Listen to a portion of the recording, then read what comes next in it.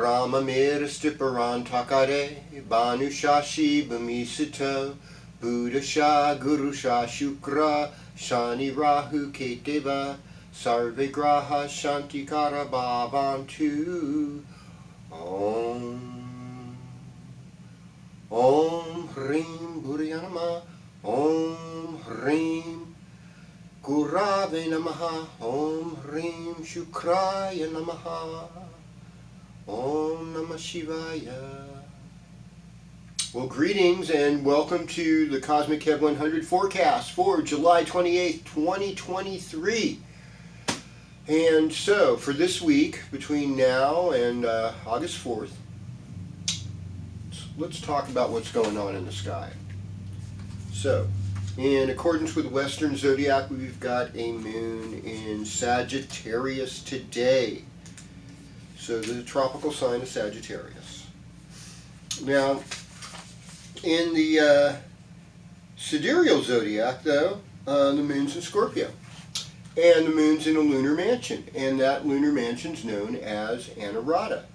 So let's talk about Anurata. Radha is a woman that loved Krishna and would come to him at night to hear the flute. Symbol for Anurata is the lotus. The lotus blooms in the mud. So if we looked at the moon, it's in the constellation of Scorpio. If you looked in Sagittarius, you wouldn't see it there. You know, that's because Western astrology is based on seasons. It's not based. So when astronomers say, oh, everything's moved, you know, so astrology doesn't count, I say, well, wait a second. There's sidereal and Vedic astrology. They use the constellations where they move to. And that's what I mostly do in my own personal practice now, although I've started with Western astrology and I've been studying this stuff for 42 years now, or 41 years. We'll just say 41 years. And in my studies, I'm learning, you know, constantly.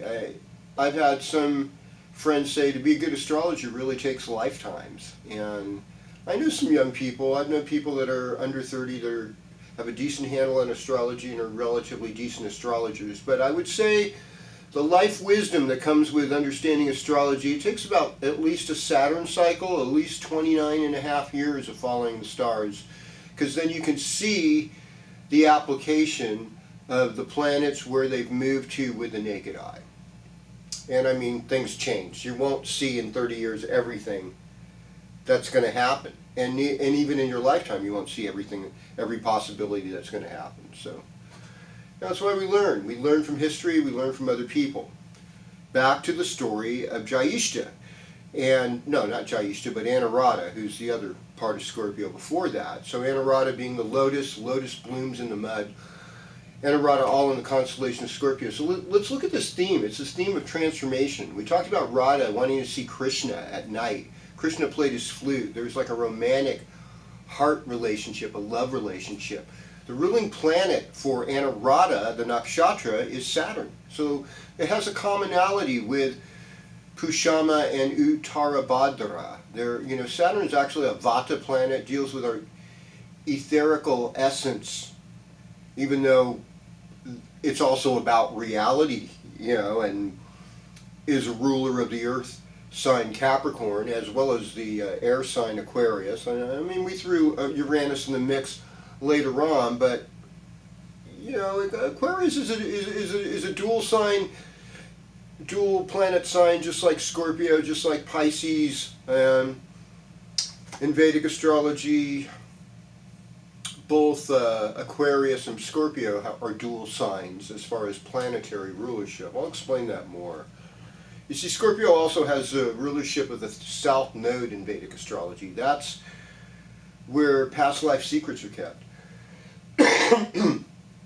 Now, Anurata and the lotus blooms in the mud. And then it casts seeds forward. And so these seeds will not germinate until the next rainy season. So the lotus blooms, floats, it withers, and once the mud dries out, those seeds are there, but the next rainy season they germinate. And the lotus blooms again. And really, we need death to create birth. And we need birth to create death. And so Anurata has some of that theme as well in it. And I think, Mars deals with that messy stuff of life and death in a lot of ways. And certainly Scorpio, ruling the regeneratives. And so this romance between Radha and Krishna. And Krishna is known as like the winner of all hearts, all souls. Now the other thing about Anuradha is people that have this as a moon sign, a rising sign, even as a sun sign, often have two different cities that they have a relationship with or an association with. I mean, usually in different locations, like New York and LA, for instance, the two largest cities in the United States. They might have to work in both cities. Or, here in Chico, a college town, you might also have a relationship with Cal Poly Humboldt in Arcata, the two most northern state colleges in California, that they have a similarity. They're both rural schools, and they're places where you learn a lot about the natural world and biology and other things. So there's a little Anuradha for you. And Mitra is a ruling deity, and it's really, Mitra is a god of light. It's a guise of the sun, and it really promotes friendship. I have friends on the North Coast in Humboldt, and I love seeing them, and I love cultivating those friendships. This is the Anuradha in me. And even if you don't have a planet in Anuradha, everyone's got Anuradha somewhere in their chart. Okay? That's the truth of it. Everyone has these 27 nakshatras and these 12 signs of the zodiac in their chart. And if you want more information on that or want to learn about yourself, please don't hesitate to message me, and I'd love to help you with that. So in Western astrology, Moon in Sagittarius is Friday. This could be like a kickoff. This is the last weekend in July. A lot of people will probably want to travel a little bit this weekend with the Moon in Sagittarius today and tomorrow. And I guess tomorrow night it goes into Capricorn. And so, there's still a lot of summer left, but the school systems tend to start school in August now, which is, when I was a kid, they didn't start till like mid-September, which seems a lot more merciful. And but we take what we can get, right? So let's talk about the stars again. So what's going on right now? Mars and Venus are relatively close to each other. They're in both of them are in the constellation of Leo. But Mars is in Virgo in Western astrology. But if you want to see them in the sky, they're both in the constellation of Leo. And Venus is retrograde. That means Venus is closer to us. So Venus is about our love. It's about our heart. It's about our creativity. How can we be more creative people during this time? And this is going to go on for a while, folks. We're going to have Venus retrograde until, looks like September. So around September 4th, Venus goes direct. And it'll be, in the sidereal zodiac, it'll be going between Leo and Cancer. This is a place called the Gandanta, the knot. So there's a lot of emotional stuff tied into this Venus transit that's going to be happening over the next 6 weeks. And I just, I want you to have patience with your loved ones, patience with your creative projects that you're working. Don't be surprised if lovers from the past show up, things like this. And, just have mercy on each other during this time, Blessed are the merciful, for they shall obtain mercy. And with that said, we're going to go sign by sign in the zodiac, of course, starting with Aries. And let's get this going here. Well, yes, indeed. Greetings, Aries, and welcome to your horoscope. So what we've got, we've got this whole Sun, Mercury, Venus in Leo, 5th house. It's like life is for celebrating. Yay! If you have children, they're important to you. You're probably being involved with them. Maybe you're taking them on a camping trip or something. That would be so wonderful. Make memories with your kids. Get out in nature. Mars in Virgo. It's like, who was that guy with the fro that used to tell people, slap that cookie on your thigh, girl, and start, working and dancing out. Richard Simmons, I guess he was like the Jack LaLanne of my generation. Jack LaLanne, of course, was one of the original fitness gurus back in the 60s, maybe even the 50s. And this is for you. This is for you, Aries. It's time to just get in shape, get yourself healthy. It's late summer now. Here's another thing I didn't talk about. We've got a full moon this week at 11:32 a.m. Tuesday. That's a Mars day, so Aries, you should be concerned with that. That full moon is in the constellation of Capricorn in a lunar mansion known as Shravana. Shravana is ruled by the moon. Shravana is about intelligence. It's about traditional learning. It's also about listening with the ear. And since this is a moon ruled by the moon, and it's in the middle of Capricorn and the middle of Cancer, the sun's in the middle of Cancer in the sidereal zodiac, what we're looking in the sky. This is power, folks, and this is going to be a real emotional trigger moon. It's also on Lammas, which is the midsummer point where it gets celebrated between halfway through summer, halfway to the autumn equinox. So be really conscious this Tuesday of what you're bringing. Especially when we're getting close to noon, later on that morning, that's when the moon peaks. So at 11:32 a.m., or actually 11:31 a.m. Pacific Daylight Time here in Chico. All right. Greetings, Taurus, and welcome to your horoscope. Pardon me. So, Taurus is Venus rule.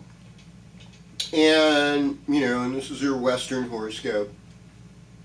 So we've got Venus, Sun, Mercury, all in the 4th house. So I think a lot of Tauruses will be having staycations, which is pretty characteristic of a Taurus in some way, but working on home projects, because these planets are all in your 4th house, a home. Things dealing with older parents. If your parents are still alive, they're going to come more into focus. More older relatives that live in the house. Fixed assets, selling things, selling a house, selling a car, selling huge amounts of money changing kind of things are on the horizon here. And because the whole world's kind of run by a very limited amount of corporate structures that have their own kind of agenda for the planet, it's like it's easy to feel victimized and possibly being squeezed in or squeezed out by sort of this eminent domain of the BlackRock Vanguard situation. Yeah. And stockholders versus people who are just trying to make it day to day. So compassion. Now, since Mars is in your 5th house, it's like if you have sons, you want to celebrate them, you want to bring them forward. Also just dancing, traveling, having fun. That's going to be a motivating factor. Of course, Uranus is near your sun sign, so, things aren't always stable. The surprises come up, and it's just like keeping that nice, calm, collective personality that you are known for, cool, calm, and collected. Or collective. I don't know what it is. Yeah, you have a good way about you. Just keep that in mind, and you'll be moving forward in a good way. Okay. All right, now. So, greetings, Gemini. Welcome to your horoscopes. In Western astrology, of course, the full moon's in Aquarius, sun's in Leo. Talking full moon talk. So that full moon in Aquarius is 9th house for Gemini. That is a house of travel. So you might be taking that last week's summer vacation, or the first time you're able to go on a summer vacation, and there'll be this beautiful full moon, and Lammas is this wonderful celebration. In a lot of ways, it's sort of like the first harvest too, because we're getting to a point where we've had a lot of sun. since the beginning of May, and that's, 3 months of that's enough to grow a lot of crops, and so people are, feeling a little wealthier, a little better, and there's this kind of uplifting feeling. Of course, Leo rules your third house. Third house is communication. Gemini's key phrase is I communicate. So you have something to talk about. Third house is also the environment, it's neighbors, it's short trips, it's gaining information. Since we have phones next to us, we can get a lot of information all the time. In fact, phones have sort of become like the new drug. It's like the new distraction. It's like having this little TV set or whatever it is right next to you all the time. It's really unnerving, and I think phone holidays are going to be a thing, and people banning phones is going to be more and more a thing, not only because of the EMFs, but just the mental distraction and stress that are created by that. Now, Mercury is in Virgo, which is a Mercury-ruled sign, so it's a strong Mercury. It's in your fourth house. Fourth house is a place where you can access all the power of a planet, because it's a what we call in Vedic astrology a Kendra house. The Kendra houses are kind of like cardinal houses, 1st, 4th, 7th, and 10th. And so for some reason, planet energy is very recognizable in these houses. And when it comes to the fourth house, it's a lot about history, so memories. Working on your memory and keeping the memory going. Here at a time where we're canceling history because the history was tainted by racism and other things. It doesn't, I hate to break the news to you, this is not going to get racism. In fact, we have to learn. That's why there's Auschwitz as a museum in Germany. It's not to celebrate what the Nazis did, it's just to remind us what happened and the reality of it. So, you're not going to change history by just removing statues and, and for one thing, it's like, history is really, in a lot of ways, it's a power trip of whoever owns schools or whoever owns information. Real history should be something that's legitimately open to all the common people. Like you read something like Howard Zinn's book, The People's History of America. It's a nice, it seems like a more equalizing perspective on history of something that we don't always see. There's a lot of women's history, African American history, Native American history. They all have these wonderful perspectives that we don't often get to see. So the more history I say, the better. It's just to cancel any of it might be dangerous in my humble opinion. So now we're going to Cancer. Cancer, we got a full moon on Tuesday. That full moon in Aquarius will hit you in the 8th house. That's a house of transformation. It's a Distana house. It's a harder house to deal with. 2nd house is where the sun is right now. That brings wealth. That brings money. That brings family issues. It gives you a chance to have a voice. So overall, that's okay. Mercury's in your 3rd house. That makes you smarter than usual. Actually, is helping you communicate even better than ever. So these things are good. Because this new, most of you are sidereal Geminis, and that this full moon is ruled by the moon, it'll be interesting. It's about listening and having to listen to what other people say. And sometimes things happen that other people do that we're not in control, and that's part of this full moon, and you just have to be sensitive to that. Now, more sensitivity is Venus being retrograde in your 2nd house. I say do mantras. Mantras, prayers, singing gospel songs, hymns, anything that's uplifting and godly. That's going to get you through this week. Alright, greetings Leo, and welcome to your horoscope, and just happy birthday to all my Leo friends out there. There's probably more than I can mention or begin to, but I'm thinking about Gabrielle Walter, who I think is turning 65 on the 28th. Happy birthday, Gabrielle. And my friend Ted Shred, I think on Thursday, is turning 57, so happy birthday to Ted. And happy birthday to any of you out there having birthdays this week. It's a wonderful time to be alive. So, and so another thing that happens this week, too, is like most of you Leos are in sidereal Vedic astrology Cancers. And it's funny, the Western Leos, more than any other sign, when they hear they, not always, but when they hear their sidereal horoscope, they're kind of like, oh my God, wait a second, I was queen and king and you just demoted me to queen, or, you know, or whatever it was, you know, or mother, or just a parent. You know, and I mean, that is really a large reflection of how we treat these more feminine, familial aspects of our societies. We don't treat them very well.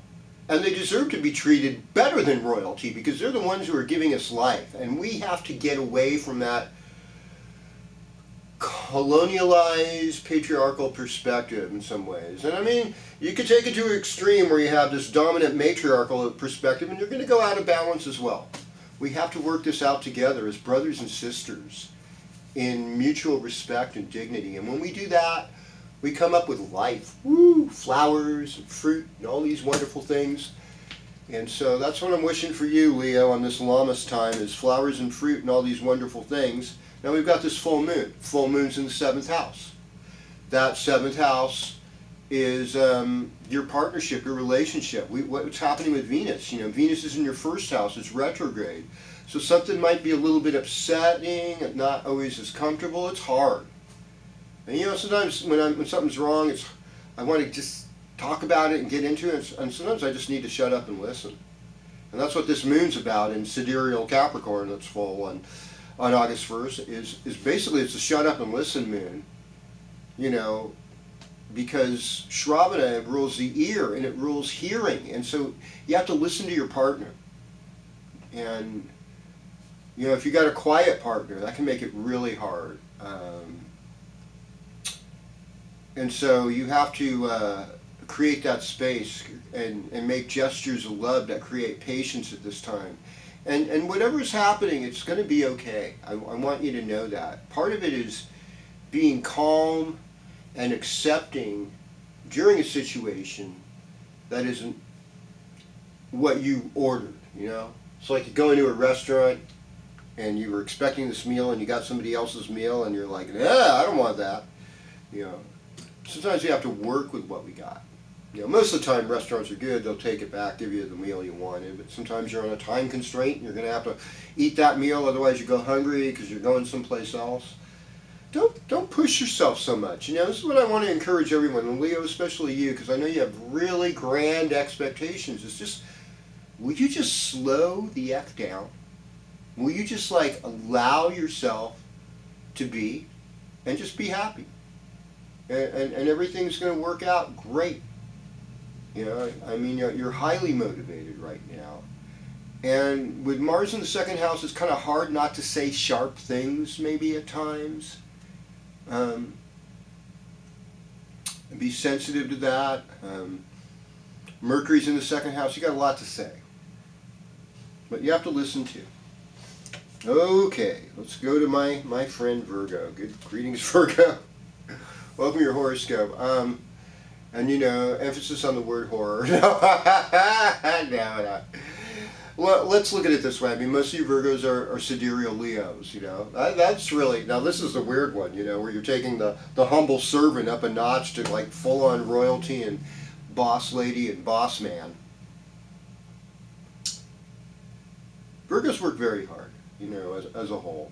And they are having keen intelligence, keen analytical skills, ability to really look at the details. They love nature. A lot of them like to skinny dip, get in nature, just embrace nature as well as they can. Some of them are kind of prudish and picky, and they're like, oh, I would never get naked. You know, well, you know, that's whatever. If you look at the play that was called The Odd Couple, where one guy's a total slob, one person's a total neat freak, those are both Virgos in that play. That is a story of Virgos right there. The two extremes. Sometimes life gets so complicated that it's hard to organize, and things get kind of sloppy and we have to let go. Mercury's in Virgo. You've got this intelligence blooming on you. Now, it seems like the whole world might be falling apart with Venus retrograde in the 12th house, and Sun being retrograde over there. But, you know, you've got Mars. You've got this sort of strength right now. So in a lot of ways, and Mercury's moving into the first house, so they're kind of opposite planets too. They do opposite things, you know. One heals through herbs, Mercury, the other one heals through surgery, Mars. And, you know, one gets you stronger through your diet, Mercury, the other one gets you stronger through exercise, Mars. But they're both badasses. And they kind of elevate you. So, I mean, I think you're going to slay some dragons this week. Watch your health with this full moon. You know, just take it easy. You know, I told myself this year, and I'm a Virgo rising, it's like in Western, I was going to be gentle with myself. And you know, the beautiful thing is that when I'm gentle with myself, I tend to be more gentle with other people. I tend to let that gentleness extend to everything all around me. And gentleness brings life. It's not forced. It's so lovely. And we need that loveliness. We need that gentleness right now. And so for you, the full moon is like, just be chill at work, you know, because this could be the coworkers that they may not be on the same thread as you. They may not be on the same algorithm, know the same stuff that you know about. And anything that's like trying to divide us is hurtful. You know, the ego of knowledge tends to hurt us. It tends to be really good. I mean, I think hanging out in nature and smelling flowers, that doesn't hurt anyone. Getting to know your ancestral attitude towards the natural environment they grew up in, that'll bring you home. And, you know, it's just like, I think this is a week where you're going to go through some relationship issues, like everybody, but that you're going to come out with a wholer feeling in your heart. And I just say, you know, slow down, meditate, do a few mantras. It couldn't hurt. All right. And you're going to work hard. Yep. Greetings, Libra. Welcome to your horoscope. Okay. I think you're going to have more fun with the full moon on Tuesday than anyone else. I mean, you could celebrate Lammas. For one thing, like Leo, for you is the 11th house, so this is sort of like party season for Libras. And really, you know, Leo is like a party. So Leo throws a great party. They're a really good host. They're not such a good guest, but they're a good host.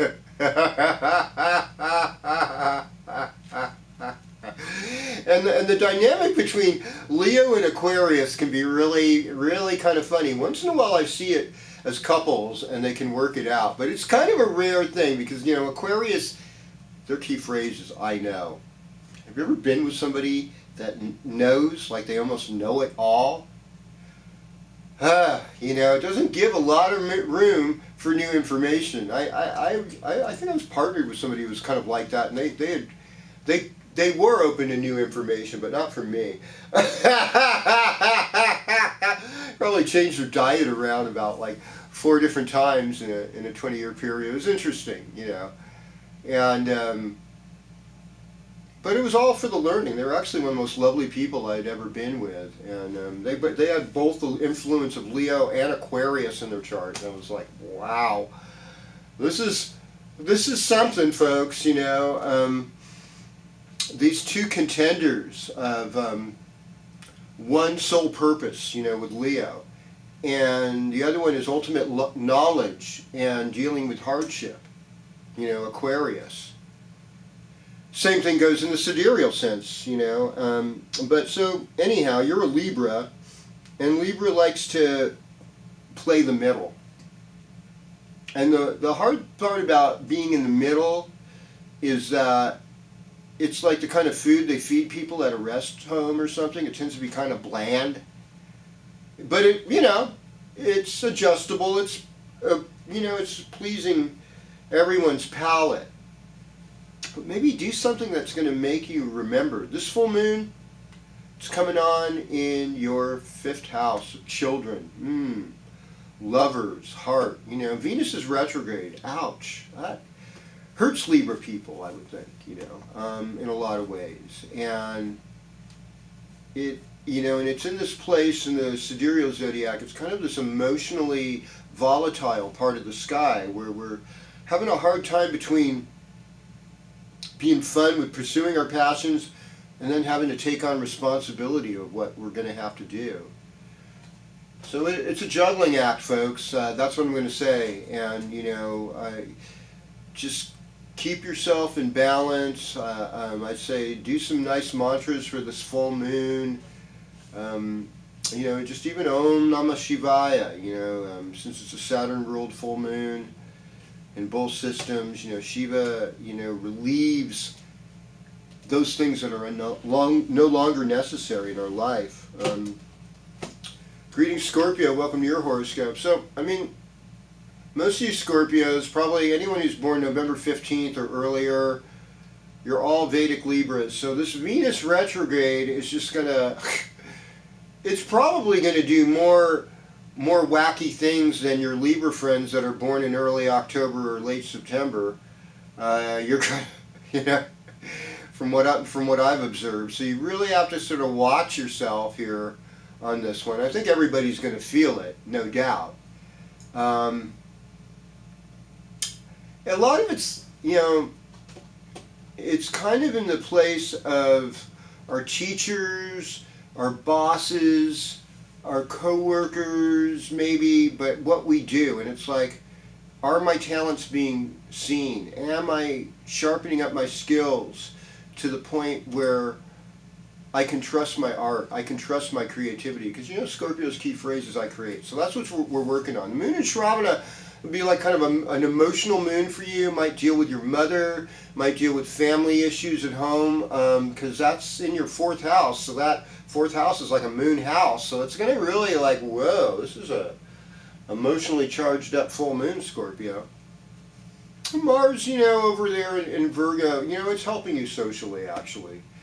You can organize. Get the right people around you. Try to continue to make dates with your people. I think it's important to have friends of both genders, but I think a lot of us really have to honor our own gender sometimes and just be in that protectiveness where we let it loose, where, man to man, woman to woman, trans to trans, whatever works for you, it's not permanent separation, but you need your tribe to kind of affirm where you're at so that you can be happy with each other, happiness. I believe in happiness. I don't know if I believe in everything they're saying out there, folks. I think we're in a weird time. Well, hello, Sagittarius. Welcome to your horoscope. Well, I think you're going to do good. Leo, Western Sagittarius, fire, It's happy, Aquarius and Sagittarius tend to get along really well. So this Aquarius moon's in the 3rd house. It's like a neighborhood block party or being with your siblings and celebrating them. Those are good things, I love my brothers. I've got 3 brothers and we love each other. It's like, that is the important thing, is like having resolve, just what can we do to have more love? What can we do to have more closeness, and I love cultures that have family reunions and that there's comfort, it is like the mother calling all her children home. It's so beautiful. Or a father having their children come home. Whoever's like holding it down for the family. We love seeing our people, our children, our grandchildren, our siblings, our parents, our grandparents. Let's hold it down for each other, folks. That's the message, Sagittarius. It's a good week for you to have a party. It's Venus retrograde.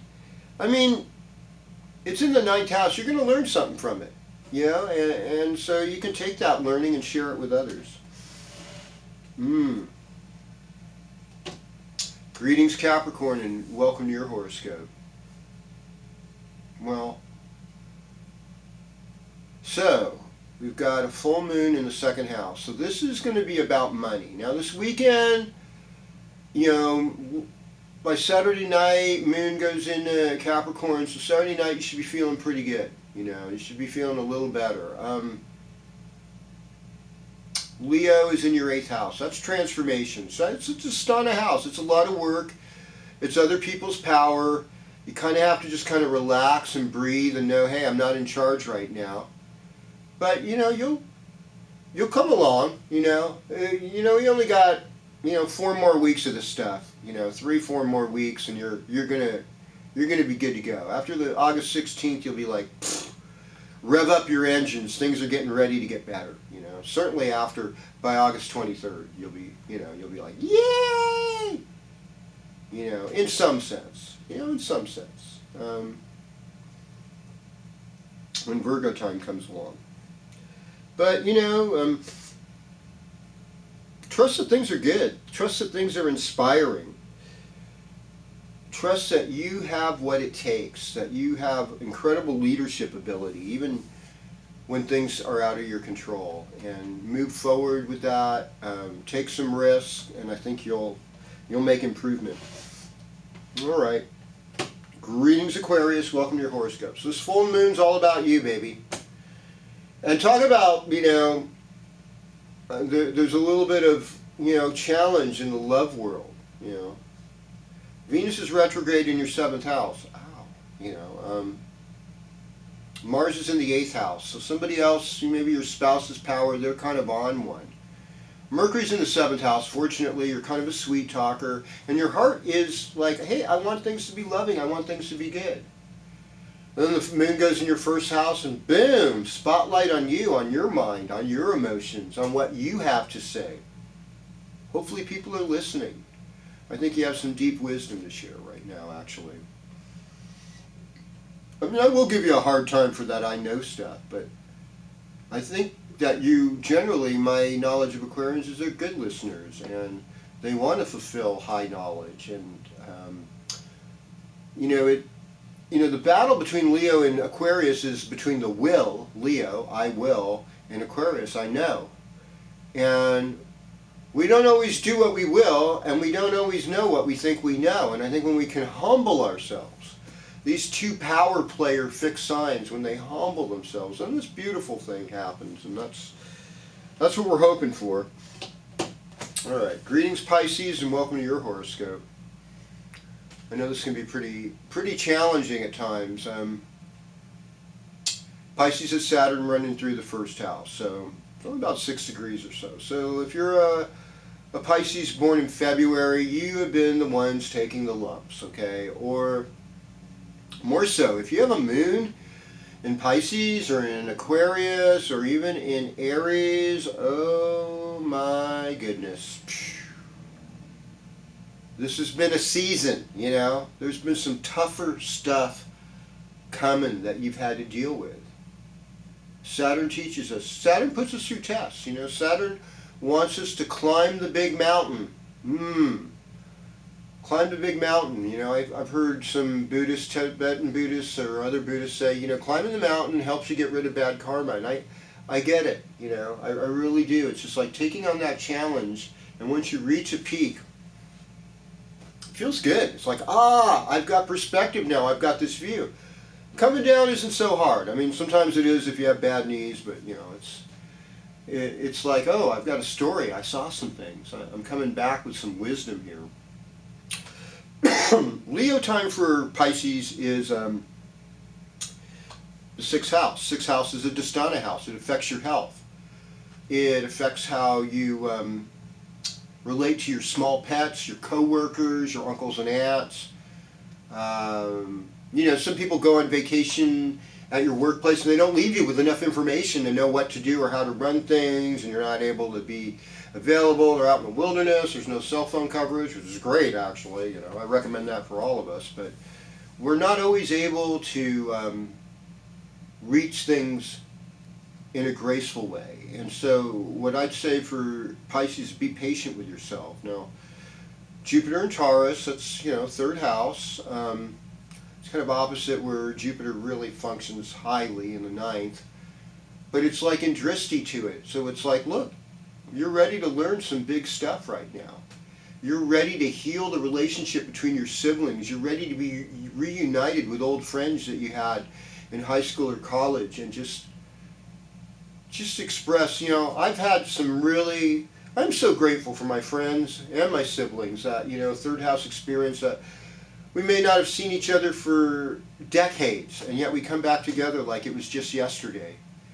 And that's what I wish for you. It's like, although things happen, and things are tough, and we don't always know whether it's a mirage or it's a real oasis. We want to find that oasis. In relationships, we want good communication, but we also want activities that fulfill both of us, you know? You know, if your partner wants to go out dancing, for all means, take him or her out dancing. Do something romantic together. I mean, if you've got an injured foot, that's a little unreasonable, all right? But otherwise, you know, we're going to wrap this thing up here. You know, Leo's about being in the heart, you know, Pisces. And so you serve a lot of people. A lot of you are in the medical field. You help others. You know, you can be a secretary helping others. That helping is helping. And that's creating good dharma. And I just want all of my people this week uplifted, no matter what your identity, what you identify as. You know, I might be a Scorpio sun, but I identify as an Aquarian. I don't. Please, God, help me. I can't help myself.